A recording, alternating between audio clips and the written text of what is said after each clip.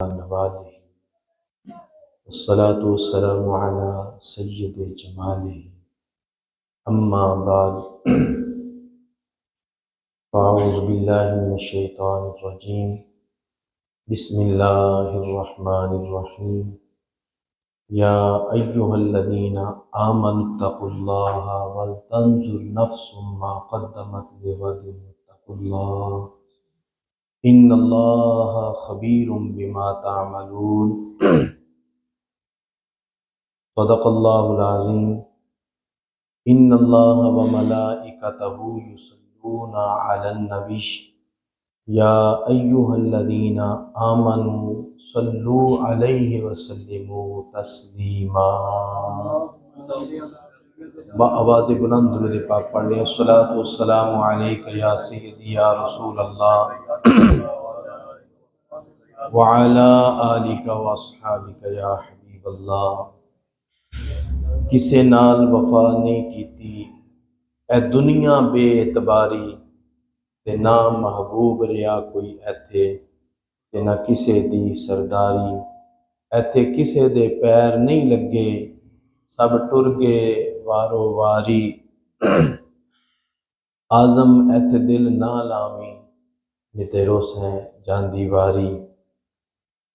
اللہ تبارک و تعالی جل جلالہ و اعظم شانہ و اتم برہانہ کی حمد و ثنا اور اس کے پیارے حبیب مکرم شفیع معظم نور مجسم مولائے کل دانائے سبل ختم الرسل حسن کل اخلاق کل وارث جنا وجہ تخلیق زمین و زماں دستگیر جہاں غم گسار زماں سید سروراں حامی بے کساں خاتم النبیین رحمت للعالمین احمد مجتبیٰ جناب حضرت محمد مصطفیٰ صلی اللہ علیہ وآلہ وسلم کی بارگاہ اقدس میں ہدیہ درود و سلام کا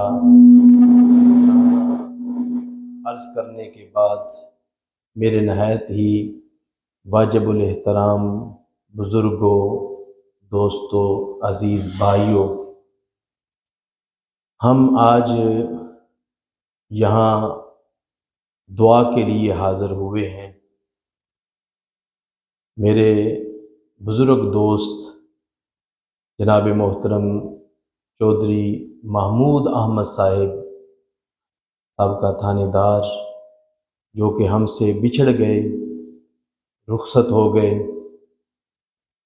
تو مجھے محترم چودھری شہین صاحب نے کل بتایا 2 دن پہلے، اور اس سے پہلے ایک پروگرام پہ تھے ادھر بھی پتہ چلا، تو ادھر بھی ہم نے فاتحہ خوانی ان کے لیے کی ہے۔ آج ادھر بھی دعا کے لیے حاضر ہیں۔ بندہ تھانے دار ہو اور پھر اس کے چہرے میں عاجزی نظر آئے، خشیت الہی نظر آئے، چہرے پہ سنتے رسول نظر آئے، اور پھر سمجھ لیں کہ ایسا بندہ اللہ سے ڈر گیا ہے۔ یہ ڈرے ہوئے بندے کی یہ علامت ہوتی ہے۔ نہ جانے کس موڑ پہ ان کے دل میں کون سی چوٹ لگی ہے، انہوں نے اپنا سارا رنگ ہی بدل لیا ہے۔ یہ کوئی لمحات ہی ہوتے ہیں کہ جس وقت کرم ہو جاتا ہے بندے کا ذہن فوراً چینج ہو جاتا ہے۔ تاریخ کے اندر ہم دیکھتے ہیں کہ بڑے بڑے بادشاہ بھی تھے، جب بادشاہی کے اندر تھے تو بڑے متکبر تھے، مغرور تھے، ان کے دل میں بڑا غرور تھا، تکبر تھا، لیکن بعض اوقات کوئی ایسے لمحے ہوتے ہیں، کوئی ایسی بات ہوتی ہے جو دل پہ چوٹ کر جاتی ہے۔ حضرت ابراہیم بن ادہم رحمۃ اللہ تعالی علیہ بہت بڑے بادشاہ تھے، دل میں بڑا غرور تھا، تکبر تھا۔ ان کے لیے تو پھولوں کی سیج بچھا کرتی تھی، نوکر آتے تھے تو روزانہ تازے پھول آیا کرتے تھے، اور تھوڑے نہیں آیا کرتے تھے، منوں کے حساب سے آیا کرتے تھے، اور کہا جاتا تھا کہ میرے بیڈ پہ پہلے پھول ڈالو، منو کے حساب سے تازہ پھول آتے اور بادشاہ اس کے اوپر آ کے آرام کرتا تھا۔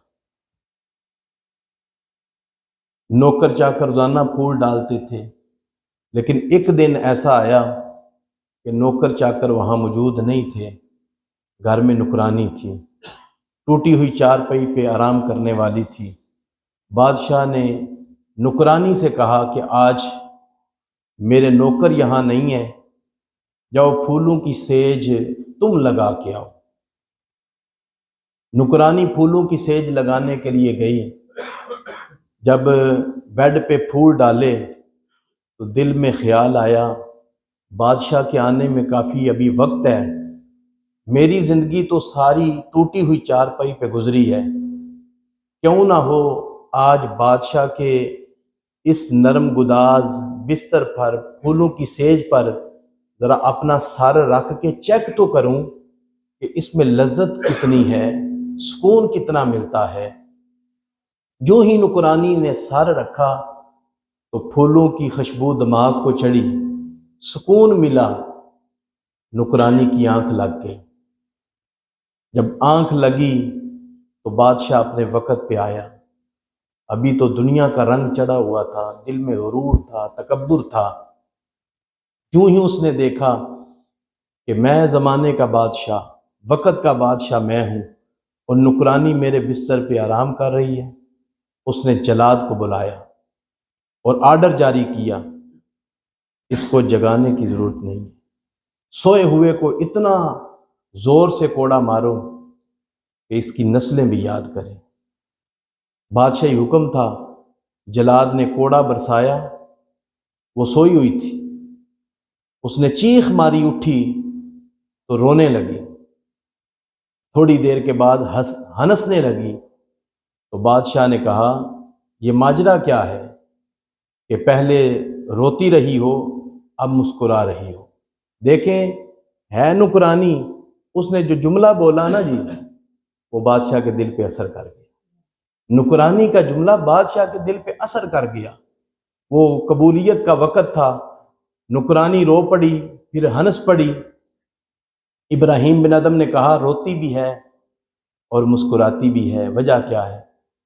اس نے کہا روئی اس لیے ہوں کہ درد شدید ہو رہا ہے، اور ہنس اس لیے رہی ہوں کہ دل میں خیال آیا ہے، اللہ کے دربار میں میرا خیال چلا گیا ہے، اور دل ہی دل میں میں کہہ رہی ہوں اللہ کی بارگاہ میں، واہ بے نیاز خدایا، میں تو 1 گھنٹہ سوئی ہوں اس بستر پہ، میرا یہ حشر ہوا ہے، اور جو ساری زندگی سوتا رہا اس کا پتہ نہیں کیا حشر ہوگا، اس کے ساتھ پتہ نہیں تیرا معاملہ کیسا ہوگا، اس کے ساتھ تو پتہ نہیں کیا کرے گا۔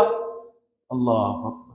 تھی نوکرانی، لیکن اس نے جملہ ایسا بولا کہ بادشاہ کے دل پہ اثر کر گیا۔ پھر اس نے اس جملے پر اس نے بادشاہی کو سلام کر دیا۔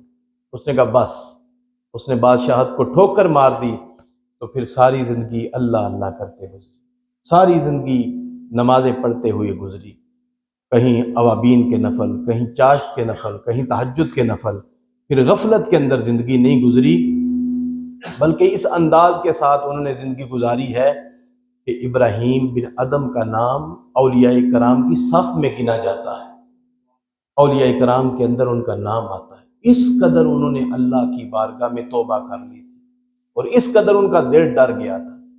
جناب محترم چودھری محمود احمد صاحب، ان کے چہرے سے پتہ چلتا تھا کہ بندہ تھانے دار ہو، اور مجھے جب انہوں نے اپنا تعارف کرایا تو یقین فرمائے کہ میں خود حیران ہو گیا کہ یہ نہیں کہ تھانے دار نیک نہیں ہوتے، تھانے دار بھی بڑے بڑے نیک ہوتے ہیں، تھانے دار بھی بڑے بڑے نیک ہوتے ہیں، لیکن ان کی وضع قطع کہ تھانے دار ہیں اور چہرے پہ عاجزی انکساری ہے اور سنتے رسول بھی ہے، اور جب مسجد میں کسی پروگرام پہ آتے، محفل میں آتے، تو جب بھی کوئی بات کرنی ہے دین کے موضوع پہ بات کرنی ہے، دینی سوچ رکھنے والے تھے، دین کے موضوع پہ بات، کوئی نہ کوئی مجھ سے مسئلہ ہی پوچھنا، قاری صاحب یہ مسئلہ کیسے ہے، قاری صاحب یہ مسئلہ کیسے ہے، یہ مسئلہ کیسے ہے، تو کہتے ہیں نا جو بولا ہوا ہو، صبح کا بولا ہوا رات کو گھر میں آ جائے، وہ بولا ہوا نہیں ہوتا۔ تو انہوں نے پاکیزہ زندگی آخری جو ایام ہیں، چند جتنے بھی سال ہیں، وہ انہوں نے بڑے خوبصورت انداز کے اندر گزارے ہیں۔ تو محترم حاضرین، ہم امام الانبیاء کی امت ہیں۔ اگر بندہ گنہگار بھی دنیا سے چلا جائے تو پھر بھی حضور علیہ الصلوۃ والسلام کے صدقے میں دروازے بند نہیں ہوئے، پھر بھی دروازے بند نہیں ہوئے۔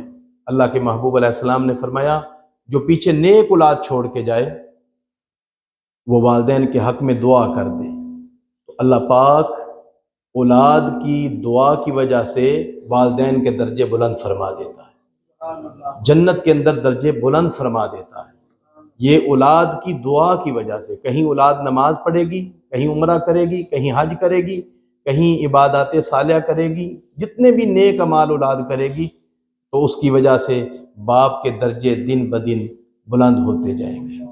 اور پھر حضور علیہ الصلوۃ والسلام کا اس امت کے ساتھ اتنا پیار ہے، اتنی محبت ہے کہ حضور علیہ الصلوۃ والسلام کی بارگاہ میں اسرائیل علیہ السلام ملک الموت آتے ہیں، اور حضور کو تو خود بھی پتہ ہے، امت کو بتانے کے لیے پوچھتے ہیں، اے پیارے اسرائیل بتاؤ، جب تم کسی کی روح کو قبض کرتے ہو اس کی کیفیت کیا ہے؟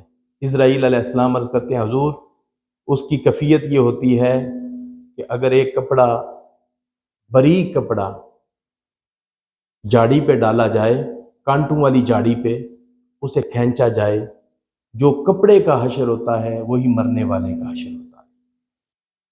اور دوسری روایت میں ہے 360 تلواریں یکدم چلیں، جتنا ان کا درد ہوتا ہے مرنے والے کو اتنا ہی درد ہوتا ہے۔ حضور علیہ الصلوۃ والسلام نے سنا تو حضور کی آنکھوں میں آنسو آنے لگے۔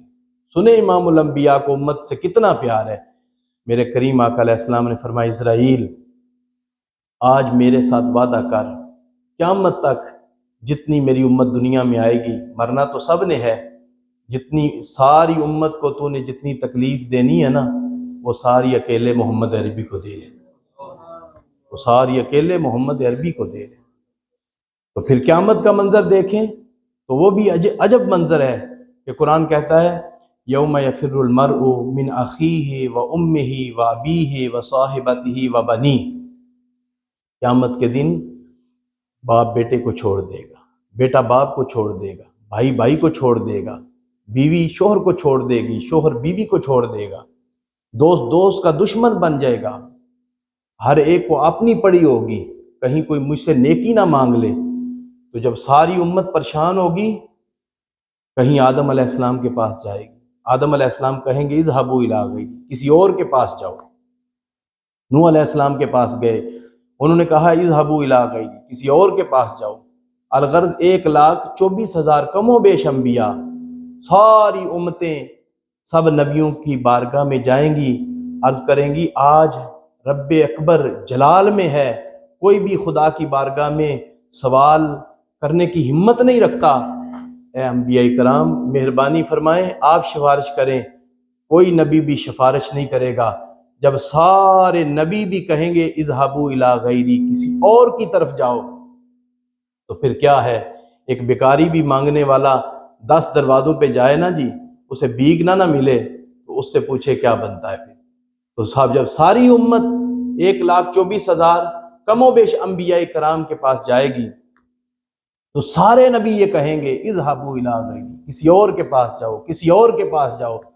جب امت رونے لگے گی نا، آنسو بہانے لگے گی، تو اعلیٰ حضرت کیا فرماتے ہیں، حضور امت کو نہیں رونے دیں گے، خود رو پڑیں گے۔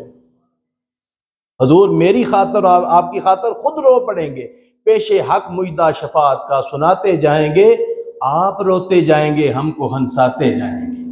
وسعت دی ہیں خدا نے دامن محبوب کو، جرم کھلتے جائیں گے اور وہ چھپاتے جائیں گے، وہ چھپاتے جائیں گے۔ اس لیے محترم حاضرین، حضور علیہ الصلوۃ والسلام قیامت کے دن پھر اللہ رب العزت کی بارگاہ میں سجدہ کریں گے، حضور کا سر مبارک بھی ننگا ہو جائے گا۔ اس امت کی خاطر حضور رو کے دعا مانگیں گے، اے اللہ تو نے وعدہ فرمایا تھا نا کہ محبوب میں تجھے امت کے بارے میں پریشان نہیں کروں گا، آج میدان محشر ہے، میں تیری بارگاہ میں سر سجدے میں رکھ کے عرض کرتا ہوں میری امت کا بیڑا پار فرما۔ تو حضور کی اس دعا کی وجہ سے، اس سجدے کی وجہ سے اللہ تبارک و تعالیٰ اس امت کا بیڑا پار فرمائے گا۔ آج بڑے بڑے گناہ گار ہیں، سیاکار ہیں، لیکن روح آسانی سے نکل رہی ہے، روح آسانی سے۔ کوئی بے نمازی مرے، روح آسانی سے۔ کوئی بڑے سے بڑا گناہ گار مرے، روح آسانی سے۔ وجہ کیا ہے؟ پیچھے امام الانبیاء کی دعائیں موجود ہیں، پیچھے دعائیں موجود ہیں۔ حضور دنیا میں آئے ہیں تو امت کے لیے آنسو بہاتے رہے ہیں، آنسو بہاتے بہاتے۔ یہ ایک لمبی داستان ہے، وقت چونکہ مختصر ہے، میں اختصار کے ساتھ گفتگو کو سمیٹنے کا ذہن بنا رہا ہوں۔ تو میرا کہنے کا مقصد ہے کہ آئیں حضور کے دین کی طرف، جو حضور فرما گئے ہیں نا اس پہ عمل کریں۔ یہ دنیا سارا دھوکہ ہے، یہ دنیا کا مال بھی سارا دھوکہ ہے۔ اللہ پاک نے کیا فرمایا؟ الہاکم التکاثر حتی زرتم المقابر، 30واں پارہ ہے۔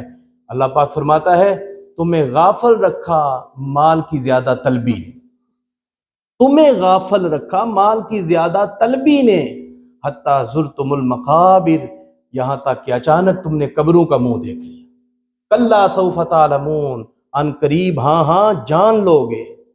کلا سوف تعلمون، ہاں ہاں پھر اللہ پاک فرماتا ہے تم ان قریب جان لو گے۔ کلا لو تعلمون علم الیقین، اگر تم یقین کا جاننا جانتے ہوتے تو مال کی محبت نہ رکھتے، مال کی محبت نہ رکھتے۔ وما هذه الحیاۃ الدنیا الا لہو ولعب وان الدار الآخرۃ لہی الحیوان لو کانوا یعلمون۔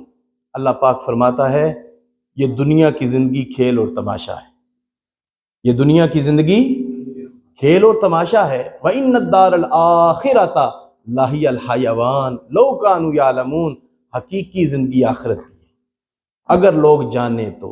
یہ جملہ جو ہے نا جی، اگر لوگ جانیں تو، اگر لوگ سمجھے تو، بات ساری سمجھنے کی ہے۔ اللہ پاک فرماتا ہے یہ دنیا دار العمل ہم نے بنائی ہے کہ دیکھتے ہیں کہ تم میں سے اچھے اعمال کون کر کے آتا ہے۔ تو پھر انسان جس کے لیے کماتا ہے وہی جب انسان مرتا ہے تو جو کمائی کھانے والے ہیں اپنے ہاتھوں پہ اٹھا کے قبر میں رکھ کے، قبر بند کر کے گھر میں آ جاتے ہیں، تو قبر میں کون آتا ہے؟ امام الانبیاء آتے ہیں۔ قبر کے اندر بھی حضور ہی کام آتے ہیں، قبر کے اندر بھی ہمیں حضور نے ہی مہربانی فرمانی ہے، حضور نے ہی ہمیں بچانا ہے۔ میدان معاشر کا میں نے اشارہ دیا ہے، میدان معاشر کے اندر بھی حضور ہی کام آئیں گے۔ دنیا کے اندر آج ہمارے چہرے سلامت ہیں تو حضور کی دعاؤں کی وجہ سے ہمارے چہرے سلامت ہیں۔ قبر کے اندر ہم نے بچنا ہے تو حضور کی وجہ سے بچنا ہے۔ جڑے کہندے سی مران گے نال تیرے، اج اونا بھی بازیاں ہاریاں نے، جڑے ترستے سن دید نو دن راتی، اج اونا بھی باریاں ماریاں نے۔ میں سنیا پیا دے دیس اندر پینیاں ڈاڈیاں مشکلاں پاریاں نے، ایک کوٹھی یہ ملنی ہے رہن خاطر جنوں بوے تے نا باریاں نے۔ جنج ہنجواں دی ٹکی آن ویڑے اندر روح دیاں ہون تیاریاں نے، چٹی پاک پوشاک کروں چلی جتھے بیٹھ کے عمراں گزاریاں نے۔ کیتا وعدہ سی میرے نال یاراں اسا خوب نبھانیاں یاریاں نے، پر آیا صدا تے بکل مار ٹر پے۔ واجاں پیاں نے جدوں ماریاں نے، او محمد بوٹیا جھوٹا ہی جگ سارا، کملی والے دیاں سچیاں یاریاں، کملی والے دیاں سچیاں یاریاں، کملی والے دیاں سچیاں یاریاں نے۔ اس لیے محترم حاضرین، چودھری محمود احمد صاحب کے یہ اس ختم پاک کے پروگرام پر میں یہی آپ کی بارگاہ میں عرض کر رہا ہوں کہ وہ ہم سے بچھڑ گئے ہیں، جدا ہو گئے ہیں۔ انہوں نے اپنی زندگی کے آخری سال بڑے خوبصورت گزارے ہیں، بڑے خوبصورت طریقے سے انہوں نے شریعت کی پاسداری کی ہے۔ وہ تو چلے گئے ہیں، ہم دنیا پہ ابھی موجود ہیں، ہم اپنی آخرت سنوار سکتے ہیں۔ اللہ تعالیٰ کے حضور دعا ہے کہ اللہ تبارک و تعالیٰ ان کی بخشش فرمائے اور ان کی اخروی منزلیں آسان فرمائے، ان کے خاندان کو صبر جمیل عطا فرمائے، اور آپ کا آنا اللہ پاک اپنی بارگاہ میں قبول فرمائے۔ وآخر دعوانا ان الحمد للہ۔